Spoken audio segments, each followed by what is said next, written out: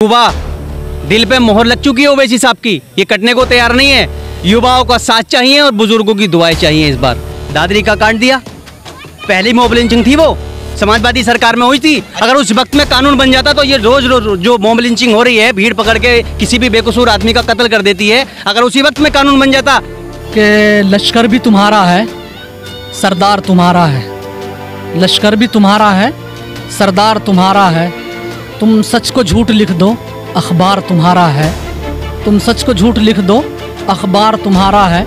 इस दौर के फरियादी जाएं तो कहाँ जाएं, कानून तुम्हारा है, दरबार तुम्हारा है। मुजफ्फरनगर का दंगा हुआ था, 50,000 मुसलमान आज भी घर से बेघर हैं।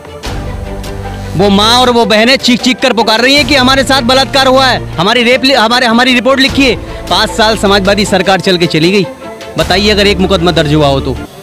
नमस्कार, आप देख रहे हैं द रणनीति में हूं मोहम्मद अफजल आलम। इस वक्त मैं मौजूद हूं संभल में और आप हमारे पीछे तस्वीरें देख सकते हैं कि कल इस जगह पर, इस ज़मीन पर असदुद्दीन ओवैसी आने वाले हैं। कल उनकी सभा होने वाली है। आप हमारे पीछे तस्वीरें देख सकते हैं कि ज़ोर शोर से तैयारी जारी है और असदुद्दीन ओवैसी पूरी ताकत लगा रहे हैं उत्तर प्रदेश चुनाव को लेकर। वो कह चुके हैं कि हम 100 सीटों पर चुनाव लड़ेंगे और हमारे बिना किसी की सरकार नहीं बनने वाली। तो क्या उत्तर प्रदेश में ओवैसी साहब का पतंग उड़ेगा, ये बात हम जानने के लिए आए हैं। और क्या है उत्तर प्रदेश की जनता की रणनीति, खासकर मुसलमानों की रणनीति। क्या मुसलमान जिस तरीके से सेकुलर पार्टी को वोट करता आया था उसी तरीके से करता रहेगा, या फिर उसके बाद जो असदुद्दीन ओवैसी ये कह रहे हैं कि सेकुलर पार्टी वोट तो लेती है, एम बाई का समीकरण तो दिया जाता है, लेकिन भला केवल बाई का होता है, एम का नहीं होता है। इन तमाम मुद्दों पर यहाँ पर जो ओवैसी साहब के कार्यकर्ता हैं, जो जनता है, उनसे जानने की कोशिश करेंगे क्या ओवैसी साहब का पतंग उड़ेगा इस बार। सबसे पहला सवाल, ओवैसी साहब का पतंग उड़ेगा? उड़ेगा नहीं, धमाल मचाएगा इंशाल्लाह। हाँ, धमाल मचा रहा है। उड़ेगा नहीं, उड़ रहा है। राकेश टिकैत तो कह रहे हैं कि चाचा जान आ रहे हैं हैदराबाद से चुनाव को खराब करने के लिए, भरोसा मत करना इस पर। अच्छा, राकेश टिकैत का मामला तो ये है, लश्कर भी तुम्हारा है, सरदार तुम्हारा है, लश्कर भी तुम्हारा है, सरदार तुम्हारा है, तुम सच को झूठ लिख दो, अखबार तुम्हारा है, तुम सच को झूठ लिख दो, अखबार तुम्हारा है। इस दौर के फरियादी जाएं तो कहाँ जाएं, कानून तुम्हारा है, दरबार तुम्हारा है। अब आते हैं राकेश टिकैत के ऊपर। अभी उन्होंने बैरिस्टर साहब असदुद्दीन ओवैसी साहब को कहा कि ये जो है चचा जान है। मैं यूँ समझता हूँ कि कम अज़ कम उनके अकल में ये बात तो आई कि चचा जान है, वो समझने लगे हैं। क्यों? इसलिए कि जब आदमी को किसी से खौफ हो जाता है ना, तो तभी उसके गुणगान करता है। रहा मसला राकेश टिकैत का, वही राकेश टिकैत हैं। मैं आपको बहुत से ऐसे सबूत दे सकता हूँ, सिर्फ ज़बानी बात नहीं कह रहा, बल्कि सबूत तथ्यों के साथ कह रहा हूँ कि वही राकेश टिकैत हैं कि जो बीजेपी के विधायक और मंत्रियों के साथ स्टेज शो किया था कि जो मुजफ्फरनगर किया होगा, कभी क्या होगा, लेकिन अभी तो वो नारा लगा रहे हैं अल्लाह अकबर, हर हर महादेव, एक हो जाओ। बीजेपी ये सांप्रदायिक पार्टी को हराना है, तो दंगा अब नहीं होगा, तोड़ा नहीं जाएगा, वो तो ये कह रहे हैं। अभी खुलकर किया होगा। हाँ। भाई किया नहीं होगा। अभी कहाँ मुख्यमंत्री अभी अपने पद से उतरे कहाँ? 5 साल हुए कहाँ हैं? अच्छा। हुए कहाँ हैं 5 साल? सुनिए मेरी बात। हाँ। सुनिए मेरी बात। 5 साल हुए कहाँ हैं? जब योगी आदित्यनाथ यहाँ बैठे हैं, उसी चुनाव में जो विधानसभा का चुनाव हुआ था, उसी विधानसभा में वही तो राकेश टिकैत थे। रहा मसला अल्लाह अकबर, अल्लाह अकबर, ऐसे अल्लाह अकबर के नारों की हमें कतई ज़रूरत नहीं है। कि सुनिए मेरी बात, कि अल्लाह अकबर का नारा लगाते हैं, 2 दिन बाद शामली के अंदर एक 22 साला मुसलमान नौजवान की हत्या कर दी जाती है।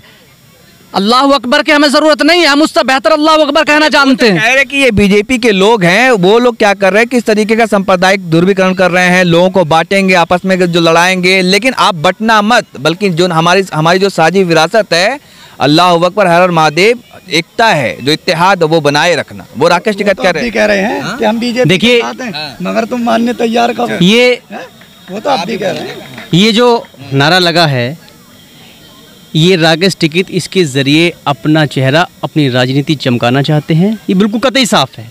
और दूसरी फिगर से अगर हम देखें कि चुनाव भी नहीं लड़ेंगे, हम राजनीति कहाँ कर रहे हैं? अरे वक्त तो आने दीजिए आप। हर आदमी ये कहता है। केजरीवाल ने पहले क्या कहा था? केजरीवाल ने डायरेक्टली अन्ना हजारे के आंदोलन में आके ये थोड़ी कहा था कि मैं चुनाव लड़ूंगा। देख लीजिए क्या रिजल्ट निकला सामने आकर के। इसका दूसरा अगर नज़रिए से हम देखें, अगर बात करें तो उत्तर प्रदेश के अंदर जो सेकुलर पार्टियां हैं और वो जिन्हें खौफ है ओवैसी साहब का, उनके चेहरे पे डर इस बयान से साफ नजर आता है। अरे भाई देखिए, जो सेकुलर पार्टी है, जैसे आप बात करें समाजवादी पार्टी की, तो वो एमवाई का जो समीकरण है तो उसमें 20% मुस्लिम, 10% यादव, 30% होता है बाकी, और दलितों को मिला करके वो सरकार बनाती रही है। वो ये कह रही कि हम सबको साथ लेकर चलने वाली पार्टी है, लेकिन इनके आने से क्या होगा कि हिंदू एक तरफ हो जाएगा, मुसलमान एक तरफ हो जाएगा। आप सिर्फ मुसलमान की बात करते हैं, जो हम हिंदुस्तान की जो विरासत है, गंगा जमनी तहजीब है, उसकी आप बात ही नहीं करते। कौन कहता है? ये सेकुलर पार्टियां। ओवैसी आपके ऊपर इल्ज़ाम लगाया जाता है। देखिए, ओवैसी साहब के ऊपर जो इल्ज़ाम लगाया जा रहा है कि ये सिर्फ मुसलमान की बात करते हैं, तो हम फिर आपसे बताते हैं कि पार्लियामेंट की सरजमी पर सबसे पहला नारा, जो दूसरे नंबर का नारा लगाने वाले थे, जय भीम। बाबा साहब अम्बेडकर के बाद ओवैसी साहब ने ही नारा लगाया जय भीम। तमाम दलित सांसद चुन के गए पार्लियामेंट के अंदर, किसी की हिम्मत नहीं हुई, पहली बात। दूसरी बात, दलित पिछड़ा, हर स्टेज से ओवैसी साहब का ये नारा है कि दलित पिछड़ा और मुसलमान और हर एक इंसान की आवाज़ बन के उत्तर प्रदेश का चुनाव लड़ेंगे और इंशाल्लाह भारी तादाद में बहुत ज़्यादा सीटें लेकर के किंग मेकर साबित होंगे। ये बता, आप कह रहे हैं कि दलितों के लिए नारा जय भीम का नारा लगाते हैं, लेकिन ओवैसी साहब उसी क्षेत्र में अपनी सभाएं कर रहे हैं जो मुस्लिम बहुल है। संभल में 50% तकरीबन जो मुस्लिम की आबादी है। आप लोगों से और जानना चाहते हैं कि ये बताइए कि जो बी टीम कहा जाता है कि बीजेपी की बी टीम है, तो उस पर क्या कहेंगे? अभी जिला पंचायत के इलेक्शन हुए, आपको नहीं मालूम कौन है बी टीम? है समाजवादी, बसपा, कांग्रेस, ये बी टीम है। सदस्य जीते भैया मुलायम सिंह बनने भाजपा के। मुलायम सिंह यादव को मुल्ला मुलायम कहा जाता है। कहने से किसी को भी मुल्ला कह दो, मुल्ला कहने से क्या हो रहा?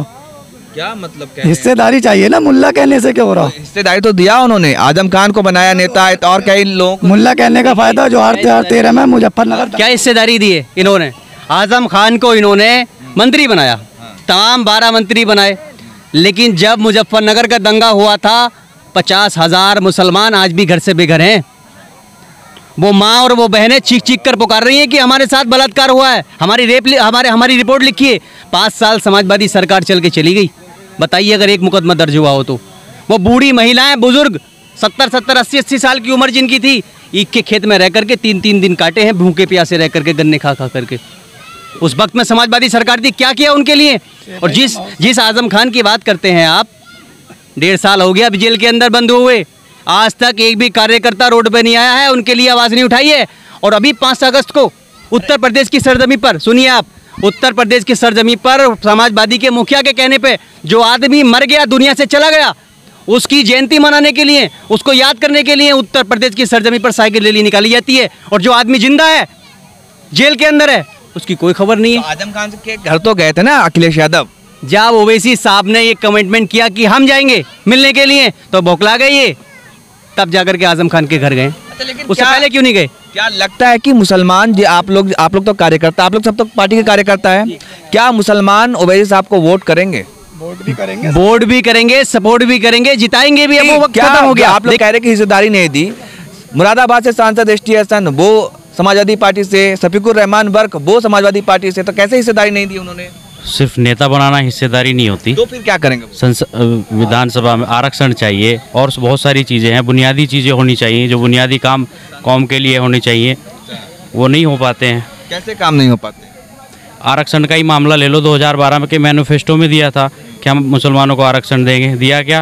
बाउंड्री वाल दी कब्रिस्तान की, जो सबसे बाद में हो सकता था, वो काम सबसे पहले, वो कहाँ भाग रहे थे? क्या दिया? इन्होंने कहा था 2012 के मैनिफेस्टो में अपने जी कि हम 18% आरक्षण देंगे मुसलमानों को और कोई भी सांप्रदायिक दंगा भड़कने नहीं देंगे। लेकिन सांप्रदायिक दंगा भड़कने के वजह से हमें दिया क्या? दादरी का कांड दिया, पहली मॉब लिंचिंग थी, वो समाजवादी सरकार में हुई थी। अगर उस वक्त में कानून बन जाता तो ये रोज जो मॉब लिंचिंग हो रही है, भीड़ पकड़ के किसी भी बेकसूर आदमी का कत्ल कर देती है, अगर उसी वक्त में कानून बन जाता। कहते हैं कि मुसलमान को नेता बनाया, टिकट दिया, मजबूरी है इनकी। वो जब मुस्लिम बहुमूल्य क्षेत्र है ये, यहाँ पर नहीं देंगे इनको तो इनकी सीटें कहाँ से निकलेंगी? 12 सांसद हैं उत्तर प्रदेश के अंदर, सपा और बसपा को मिलाकर के लमसम। इन 12 सांसदों में से एक सीट दिखा दीजिए मुझे तो ये अपने बल पे जीते हो। टोटल की टोटल मुस्लिम इलाकों से जीते हुए हैं ये।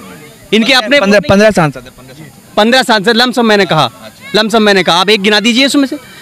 धर्मेंद्र यादव हार गए बदायूं से, कन्नौज से हार गई, फर्रुखाबाद से हार गए आप, सारी सीटें तो अपनी यहाँ जो इनकी पर आम आदमी पार्टी भी आ रही है, यहाँ पर समाजवादी पार्टी है, कांग्रेस है, बीएसपी है, इतनी पार्टियां रहेंगी तो सेकुलर वोटों का तो विखराव तो होगा ना। तो बीजेपी तो यही चाहती है। 290 पार्टियां चुनाव लड़ रही हैं, सिर्फ एमआईएम से ही क्यों दिक्कत है? पत्रकारों को भी और अदर पार्टियों को भी। देखिए सीधी बात है, इस वक्त जो है मजलिस इत्तेहादुल मुस्लिमीन बहुत मजबूती के साथ चुनाव लड़ रही है।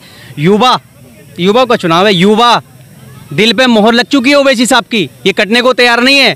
युवाओं का साथ चाहिए और बुजुर्गों की दुआएं चाहिए इस बार, समझ रहे हैं।